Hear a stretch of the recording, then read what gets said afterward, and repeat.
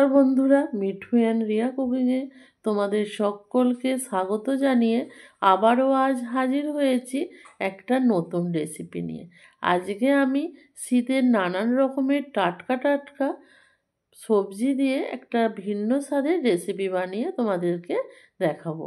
তার জন্য দেখো এখানে বেশ কিছু রকমের সবজি নিয়ে নিয়েছি। এখানে শীতে যে যে সবজিগুলো পাওয়া যায় সেই সবজিগুলোই আমি এখানে নিয়েছি। তোমরা যেমন তোমাদের পছন্দ সেই রকম সবজিগুলো নিয়ে নেবে। এখানে দেখো ফুলকপি, পটল, আলু, শিম, বরবটি আরও কিছু আছে, সেই সমস্ত সবজিগুলো নিয়ে নিয়েছি আর কেটে ধুয়ে পরিষ্কার করে নিয়েছি। এবার একটা কড়া বসিয়ে দিলাম। কড়ার মধ্যে প্রথমেই দিয়ে দেব সর্ষের তেল। তেলটা ভালোভাবে গরম হয়ে গেছে। এবার যে সবজিগুলো আমি কেটে ধুয়ে নিয়েছিলাম সেই সবজিগুলো কড়ার মধ্যে দিয়ে ভালো করে লাল লাল করে ভেজে নিতে হবে। যে কোনো রান্না করার আগে সবজিটা যদি খুব সুন্দরভাবে ভেজে নেওয়া হয়, দেখবে রান্নার স্বাদটাই কিন্তু অন্যরকম হয়। এবার ভালোভাবে তেলের সাথে এই সবজিগুলোকে নাড়াচাড়া করে নেব, নিয়ে মিক্স করে নিলাম। সমস্ত সবজিগুলো তেলের মধ্যে ভালোভাবে মিক্স করা হয়ে গেছে। এবার আমি সবজিগুলো ঢাকা চাপা দিয়ে ভালো করে ভেজে নেব। একটা ঢাকা দিয়ে দেব। এই ঢাকাটা দেওয়ার ফলে সবজিগুলো খুব সুন্দরভাবে নরম হয়ে যাবে। 1 মিনিট মতন ঢাকা দিয়ে রেখেছিলাম। এবার ঢাকা খুলে ভালোভাবে এটাকে নাড়াচাড়া করে দেব। দেখো সবজির গায়ে কিন্তু সুন্দরভাবে কালার আসতে আরম্ভ হয়ে গেছে।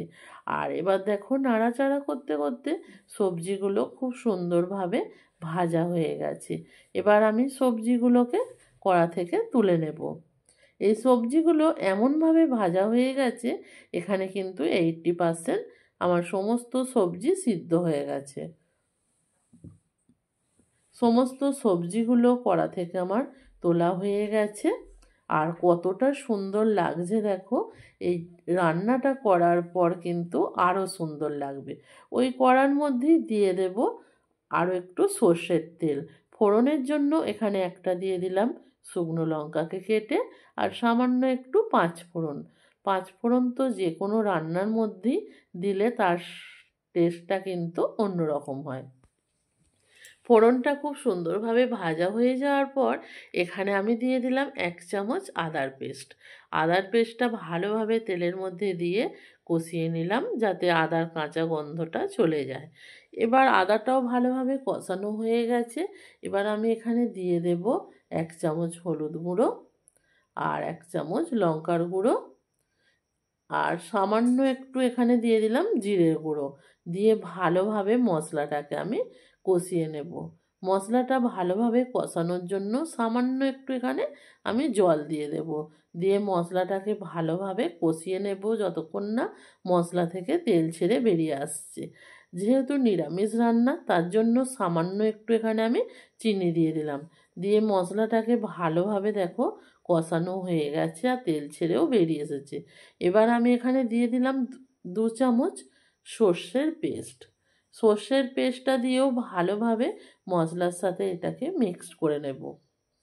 সমস্ত মশলাটা কিন্তু আমার একদম রেডি হয়ে গেছে। এবার আমি এখানে দিয়ে দেব আগে থাকতে ভেজে রাখা সমস্ত সবজিগুলো। সমস্ত সবজিগুলো দিয়ে এবার ভালোভাবে সবজিগুলোকে মিক্স করে নেব। এবার হালকা হাতে সবজিগুলোকে আমি এই মশলার সাথে মিক্স করে নেব। মিনিট খানেক সবজিগুলোর সাথে মশলাটাকে ভালোভাবে কষিয়ে নিয়েছি। এবার যে থালার মধ্যে সবজিগুলো ভেজে রেখেছিলাম সেই থালাটা একটু জল দিয়ে ধুয়ে দিয়ে দিলাম। আর এবার এখানে দিয়ে দেব আমি স্বাদ মতো লবণ। আমি কিন্তু লবণ আগে একটুও ব্যবহার করিনি, সেই রকম বুঝে লবণটা আমি এখানে দিয়ে দিলাম। লবণটা দেওয়ার পর এবার খুব সুন্দরভাবে এই সবজিগুলোকে মিক্সড করে নেব।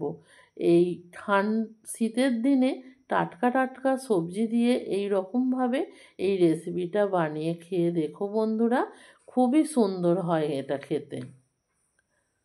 দেখো এটাকে খুব ভালোভাবে মিক্স করে নিলাম। আর এখানে যেহেতু আমার সবজিগুলো আগে থাকতেই 80% সিদ্ধ হয়ে গেছে, এখানে মিনিট 2 মতন চাপা দিয়ে রাখবো।